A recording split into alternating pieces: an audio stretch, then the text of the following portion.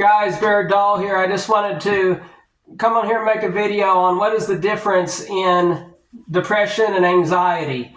Okay, before I make that video, I just want to say that I have never ever been a fan of psychology. Okay, I see psychology as a fake science. It's not a real science. It's to me, psychology is just a bunch of opinions. It's just some counselor or therapist giving opinions and fake diagnoses on others. It's not a solid science. It's not one of the big three, which are biology, chemistry, and physics, right? So I've never liked psychology. However, I have always had an interest in psychiatry. Psychiatry is a real science. Okay, because it's dealing with it's drugs and chemistry and what can interact with this and what has contraindications with that. It's an actual science. Okay, it's one of the big three, and in that big three, it would be chemistry and biochemistry, right? Same reason I'm involved in running is because it is a actual science. It's a hard science. It's not a fake science. Okay, all you psychologists out there, you're a bunch of fakes, you're a bunch of phonies, you're not a real scientist, you're not a real doctor, okay? So anyways, what is the difference in depression and anxiety? Well, the short answer is a lot. There's a lot of difference in the two, okay? Folks, depression is a chemical imbalance, okay? People that suffer from depression, no matter what kind of depression they have low serotonin levels in the brain.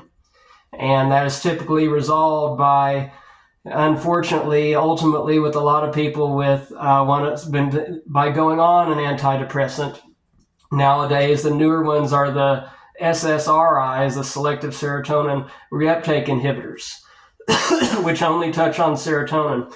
So let's go through three of the main depressive disorders. First, MDD, which stands for major depressive disorder. These are the people that can't even get out of bed all day. They basically just lay in bed all day long. Their depression is so bad, they can't eat, they can't drink, they can do very, very little because they're sad all the time. The people who have MDD or major depressive disorder, they are the ones that out of all the psychopathologies and mental illnesses out there, they are most likely to commit suicide, unfortunately. They have multiple drug resistance to the illness. They've already been through all of the SSRIs, all the SSNIs, all the tricyclics. They've been through all those other drugs. They pretty much always have to go on what's called an MAOI, which stands for monooxidase inhibitor. MAOIs are very, very dangerous drugs. There are many drugs that they interact with, and once you're on an MAOI, you pretty much cannot go on any other drug. St. John's wort, a lot of times they'll try St. John's wort, that also fails, and many things you cannot take with St. John's wort. So that's MAOI, one of the most popular types, that is MDD, one of the most popular types of depression, very hard to get over, and that one has the highest suicide rate. The next type of depression I want to talk about is the bipolar depression people. Those people, they are not sad all of the time. They go through what's called rapid cycling. They have really highs and a lot of really lows. There is a couple different types of that. There's BP1 and BP2. One typically comes on a little bit later in life, okay? And the rapid cycling is a little bit different. But nonetheless, still a type of depression. The difference between bipolar and the others is bipolar people typically have to go on a special drug called lithium. If you've taken organic chemistry, you know that lithium is an element, okay? It is an element that helps specifically with their rapid cycling, the people that have bipolar. Lithium levels typically have to be checked in a medical office because once your blood lithium levels get too high, that can be a very detrimental thing physiologically for you, okay? The last type of depression I want to talk about is seasonal affective disorder. Seasonal affective disorder, that's typically treated with an SSRI. Most people that have seasonal affective disorder, they typically get depressed when it's cloudy outside or when there's no sunshine. Again, hence the name or the terminology seasonal affective disorder, right? It's a type of seasonal depression or sometimes daily depression during darkness and more wicked, evil, dark types of weather. They get sad. For some reason, the people that suffer from seasonal affective disorder, or SAD, they typically do best on a drug called sertraline or Zoloft, which is an SSRI. So there you go. There's the 3 types of depressions that are out there. All of them have to do with low serotonin levels. They are fixed chemically. Okay, they are fixed chemically with drugs, but at the end of the day, we all have to make the choice to be happy, right? It's ultimately happiness is a choice. So very different than the anxiety disorders, which I want to talk about next. Anxiety disorders are very, very, very different than depression. In my opinion and all of my experience, dealing with people, anxiety disorders are incredibly more difficult to deal with than depression because there is not a medical fix for them. So anxiety disorders are not a chemical imbalance. What is anxiety? Well, anxiety, guys, it is the dysfunction of an organ that is very, very deep in your brain called the amygdala. You have a left amygdala and a right amygdala.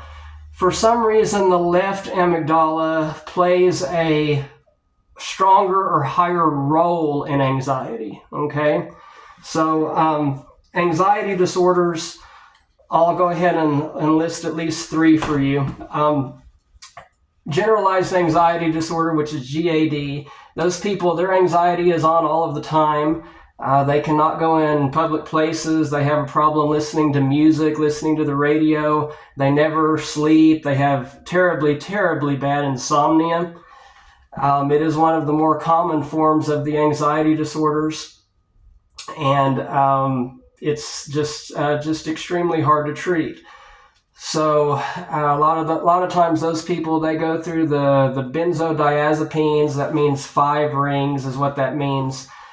Just like all of the other anxiety disorders, there is no cure for it. They can throw benzodiazepines at it temporarily to touch on the amygdala, but it only helps it it's only a very quick fix, and it does not fix the illness for very long, and a lot of people go through rebound effects because, again, drugs do not fix the illness like depression does, okay? So that's generalized anxiety disorder. It's there all of the time. The next type of anxiety disorder I want to talk about is panic attack disorder, which is PAD. People who have panic attack disorder, they also have a dysfunction with their amygdala, but their anxiety typically comes and goes. A lot of times they suffocate and can't breathe. Sometimes it'll last for like half an hour or so at a time, and then it goes away. A lot of times it's triggered by certain things.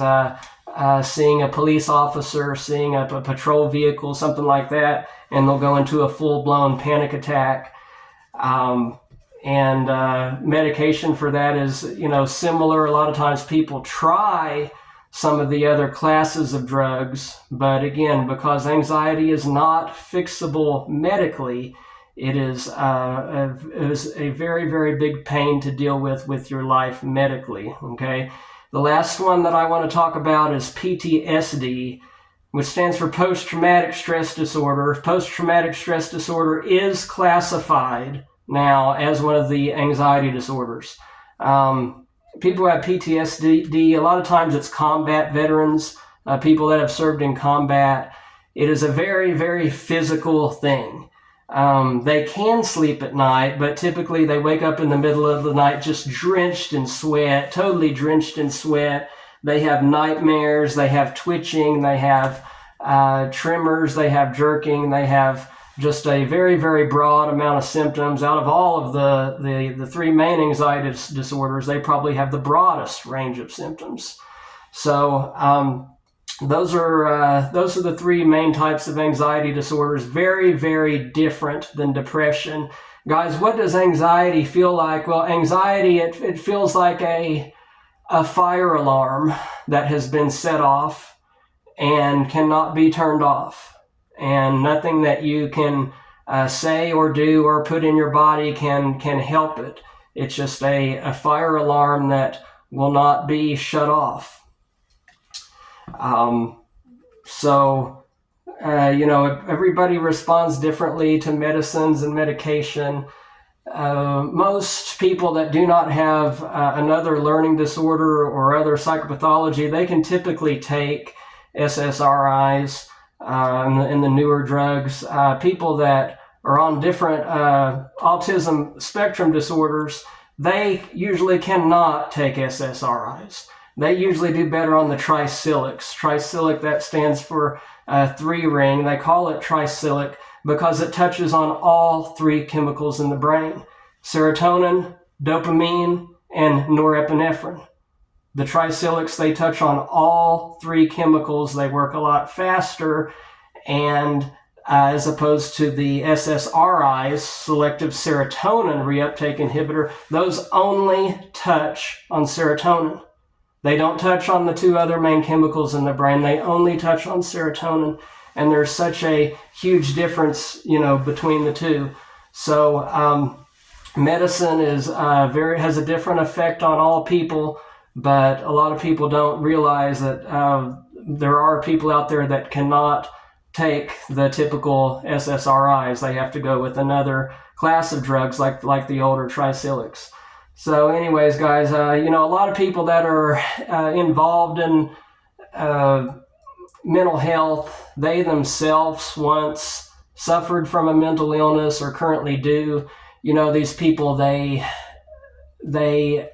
are so interested in it and so overwhelmed and so succumbed, if you will, by their psychopathology that they want to be around it all the time, and they want to work in a psychologist's office, or they want to be a counselor or a therapist.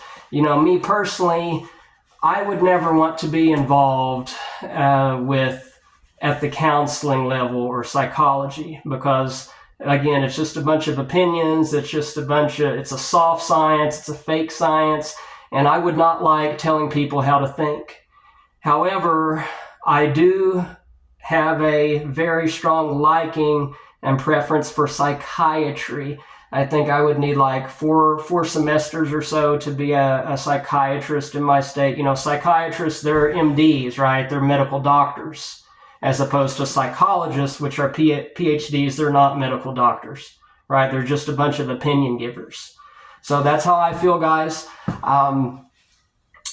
That's basically the difference between anxiety and depression. Two very, very different things. One is a chemical imbalance. The other is a dysfunctional organ, very, very deep in your brain. If you didn't get anything else out of what I just told you today, remember that all of these things, anxiety and depression and many of the other psychopathologies out there, at the end of the day, they are all about you being larger than the illness. It's, two opposing forces, good and evil, which wins good and evil. It's all about being larger than the